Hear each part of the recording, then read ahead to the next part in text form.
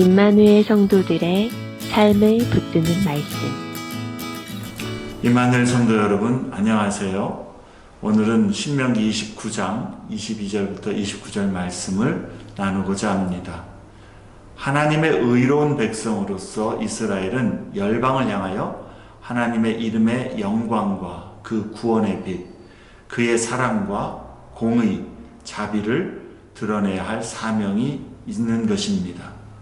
이스라엘은 여호와의 말씀을 지켜 행하게 되므로 주의 복을 얻어서 열방으로 하여금 하나님을 알게 하는 도구가 될 수 있는 것입니다.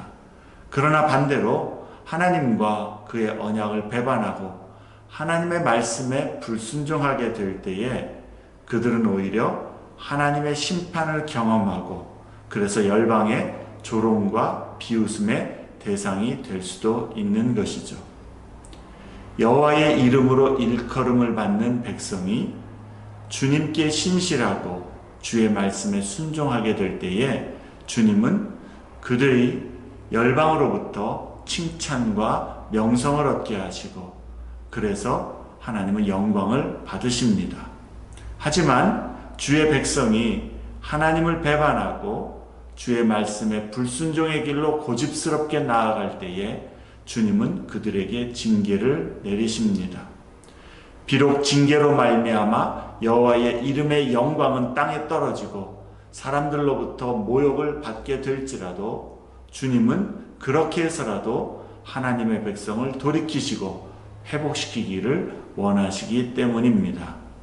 하나님은 당신의 이름의 명예를 그의 백성에게 투자하시고 맡기신 것이죠.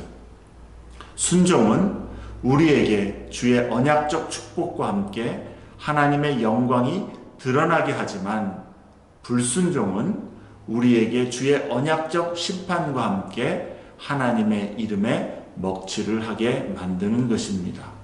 그러므로 하나님께 영광을 돌리는 삶을 사는 비결은 하나님의 말씀과 뜻에 순종하기를 힘쓰는 것이죠. 불순종의 결과는 하나님께서 우리에게 베푸신 복과 은혜의 그 환경도 상실하게 만듭니다. 하나님께서 이스라엘에게 주시는 가나안 땅은 젖과 꿀이 흐르는 땅이라고 성경에 자주 말씀합니다. 그런데 23절에 이스라엘이 하나님과 그의 언약을 배반하게 될 때에는 그 땅은 오히려 소돔과 고모라처럼 무너지고 황폐하게 될 것을 경고합니다.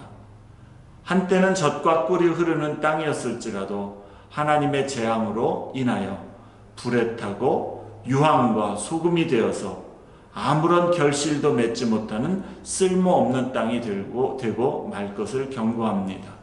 뿐만 아니라 28절에 여호와의 진노로 말미암아 불순종하는 이스라엘을 하나님께서는 그 땅에서 뽑아내어 다른 나라에 내던지실 것이다 말씀합니다.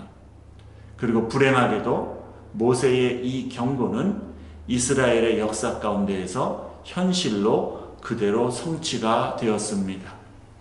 25절 26절의 말씀처럼 이스라엘은 여호와 하나님의 언약을 저버리고 줄곧 이방의 다른 신들을 따르고 섬기기를 멈추지 않았습니다.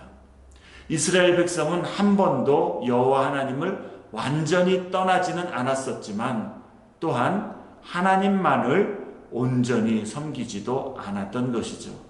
하나님은 여러 일들과 역사와 상황 그리고 특히 여러 선지자들을 보내어 말씀하시는 가운데 때로는 권유하시고 때로는 심판을 경고하시면서 오래 참으심으로 이스라엘이 회개하고 돌아오기를 기다리셨습니다.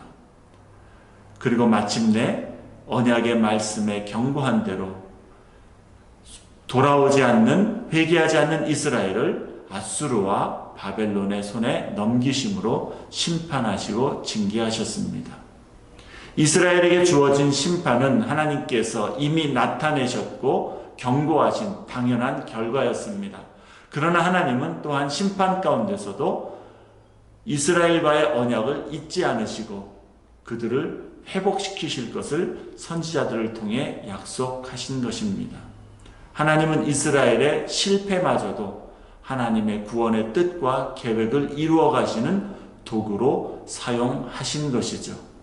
하나님이 어떻게 그렇게 하시는 것인지 이것은 하나님의 지혜의 신비입니다. 그래서 29절에 말씀합니다. 감추어진 일은 우리 하나님 여호와께 속하였거니와 나타난 일은 영원히 우리와 우리 자손에게 속하였나니 이는 우리에게 이 율법의 모든 일들을 행하게 하심이니라. 우리가 하나님께 속한 일, 하나님이 하시는 일과 계획, 뜻은 다 알 수는 없습니다. 그러나 우리에게 이미 분명히 나타내 주신 하나님의 말씀과 뜻만으로도 우리는 충분히 다음과 같이 알 수 있습니다.